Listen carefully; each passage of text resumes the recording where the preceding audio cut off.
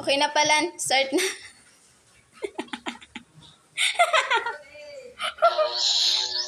Item analysis. So, ano ba yung item analysis? Sabi dito, item analysis is the process of statistically evaluating individual questions or items on a test to determine their effectiveness and identify any issues. Next slide po. So, dito po sa tally, sa difficulty index, yung formula niya po is item difficulty is equal to total correct score divided by total number of students. So dito sa test 1 po namin, ang number of correct answer is only 8 lang po. Dito ang row naman po is 28. Sa test item number 2 naman po, 15 yung correct, 21 naman po yung wrong answer. Number 3 naman po is 11 yung correct answer and 25 naman po yung wrong answer. Number 4 is 6 correct answer and 30 wrong answer. So medyo malaki dito sa sa number 4. Sa number 4 items. Number 5 naman po, 24 yung correct and 12 naman po yung wrong answer. Malaki po dito yung yung tumama sa sa number 5 and 6. Number 7 naman po is for 27. 27 and 9 naman po yung wrong answer. Sa number 8 naman po is 4 lang po yung tumama and 32 naman po yung wrong answer. Sa number 9 naman po is 2 lang yung tumama. So napakaliit dito ng ng number of correct answer. Only 2 lang po sa number 9 and 34 naman po yung mali. Dito naman po sa number 10, since 36 lang po yung aming respondent, perfect po to. Number of correct answer sa number 10 ay tama. Sa number 10 is 36 and 0 naman po yung wrong answer. Sa number 11 naman po is 31 yung correct and 5 naman po yung mali. Sa number 12 po is 17 yung tumama and 19 yung nakakuha ng maling sagot. Dito naman po sa number 13 is 6 lang po yung yung tumama and 30 naman po yung nakakuha ng correct ng wrong answer. Dito naman po sa number 14 is 4 lang po yung correct and 32 po yung mali. Number 16, 7 lang po yung tama, 29 naman po yung mali. Dito naman po sa number 17, medyo mali po dito kasi 3 lang yung tumama at 33 yung mali. Dito naman po sa number 18, 10 lang po yung nakakuha ng tamang sagot at 26 po yung mali. Sa number 19 naman po is only 4 lang yung nakakuha ng correct answer. Then 32 naman po yung mali. Dito naman po sa number 21, 12 lang po yung nakakuha ng correct answer and 24 naman po yung mali. Dito po sa number 21, medyo mataas po yung nakakuha kasi perfect ulit po. 36. Then 0 po yung mali. Dito naman po sa number 22, Nora. Ayan. Number 22. Sa number 22 po is 33 po yung nakakuha ng tamang sagot. Then 3 lang yung number of wrong answer. Dito naman po sa number 23 is 24 yung yung nakakuha ng tamang sagot at 12 respondent naman po yung nakakuha ng mali. Sa number 24 po is 28, same sa 25. 28 po sila sa correct, then number 8 naman po sa wrong answer. Sa 26 po is 12 po yung nakakuha ng correct, medyo mababa, then 24 po yung wrong answer. Dito naman po sa number 27, medyo mataas po yung nakakuha ng tamang sagot. 27, then 9 naman po yung wrong. Dito naman po sa 28 is mataas rin. 25, then 11 po yung nakakuha ng maling sagot. Sa 29 naman po is mataas din. 31, then 5 lang po yung mali. Sa item number 30 po, 17. Medyo mababa. Then 19 po yung yung hindi nakakuha. So, ito po yung ginamit namin na formula para makuha namin yung total correct and wrong answer. Next slide naman po.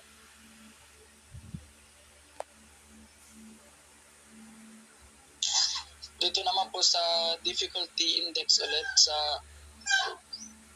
dito na po sinukat yung TCS, TNS, percentages, interpretation, and kung ano yung action. Dito po yung formula, same lang po. Total correct score is equal, difficulty item is equal to total correct score divided by total number of student.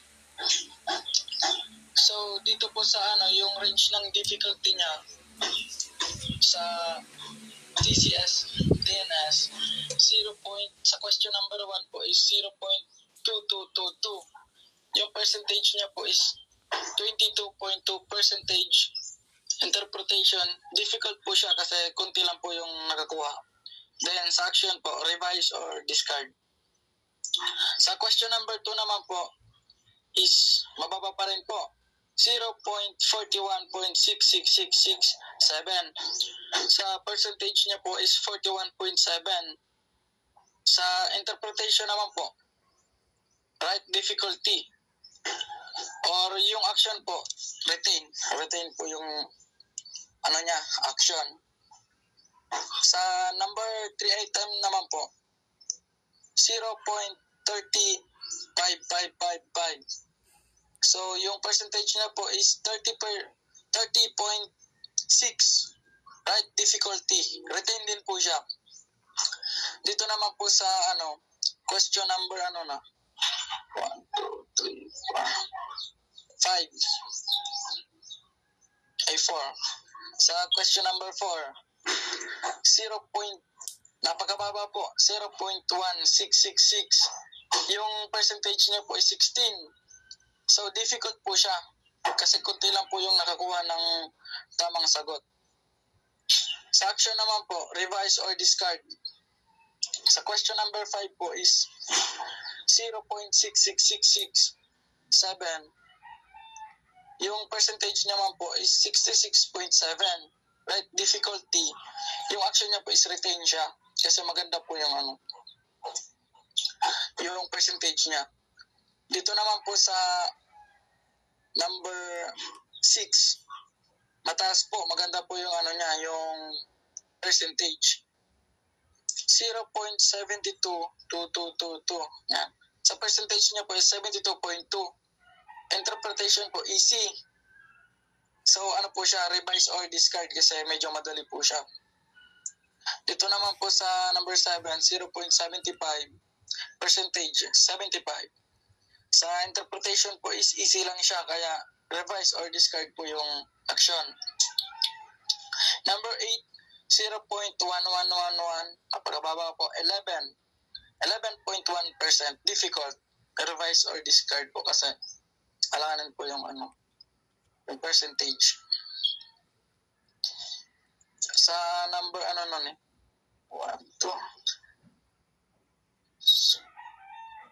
9. Sa number 9 po is 0.5. 0.05.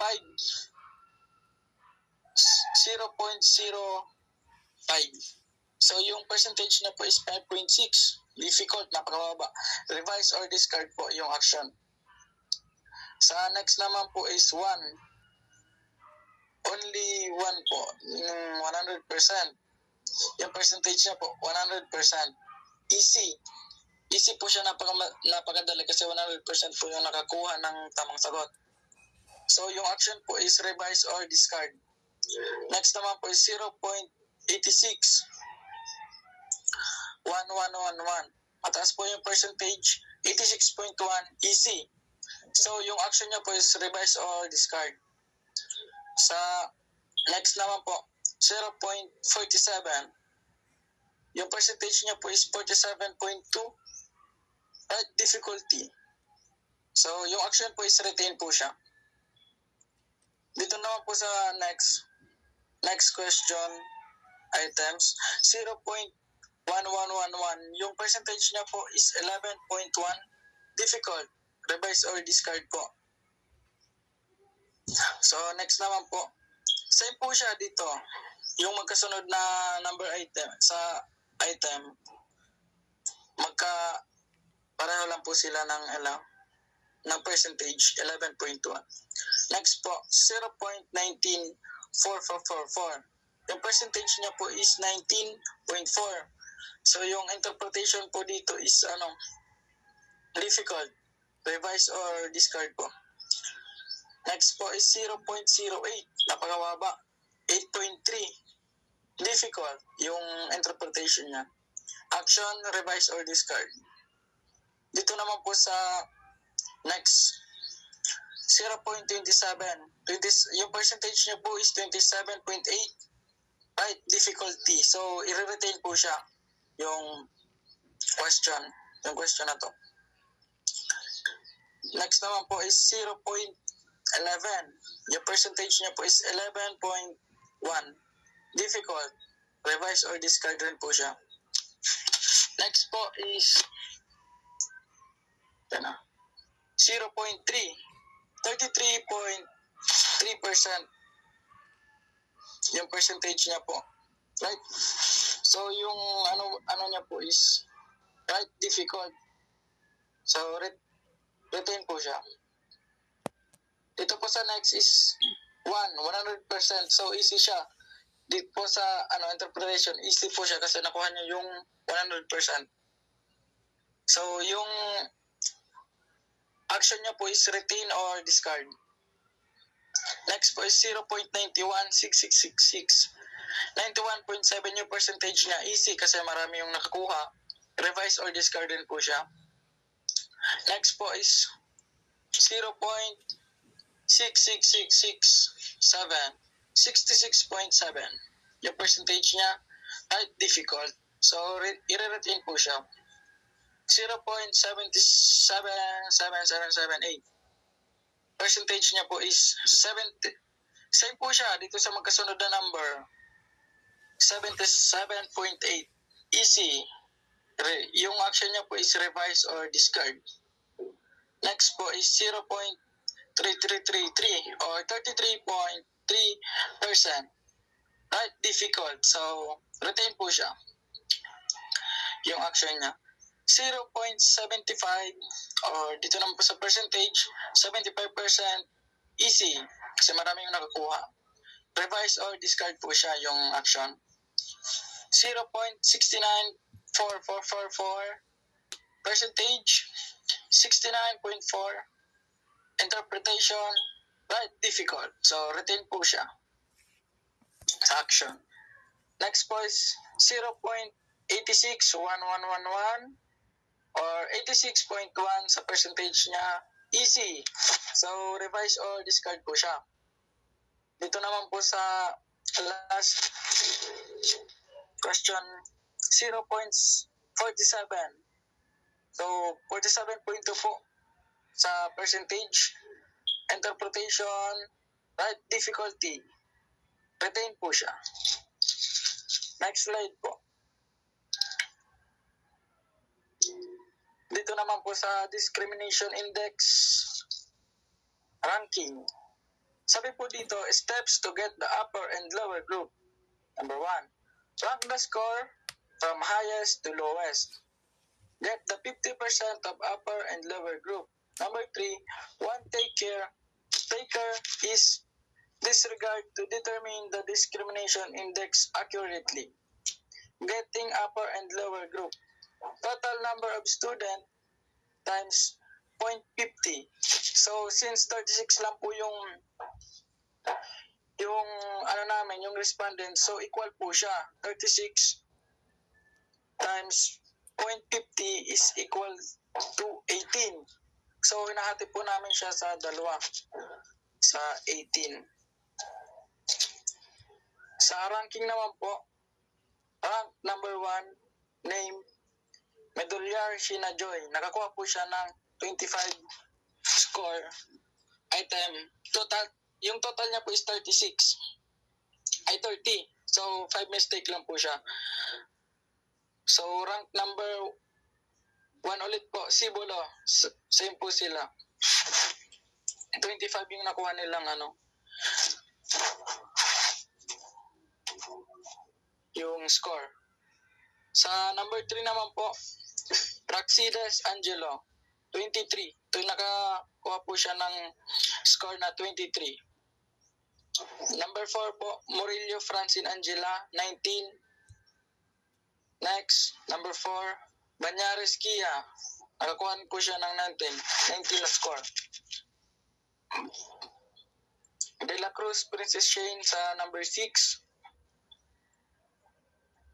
Merced Pauline Ayuni po. Paras po sila nakakuha ng 17%. Ay wait. Digdiyo, ang Tay. Paano nga ito nakukuha?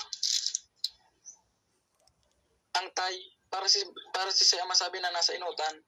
Kasi may mga point pa niya.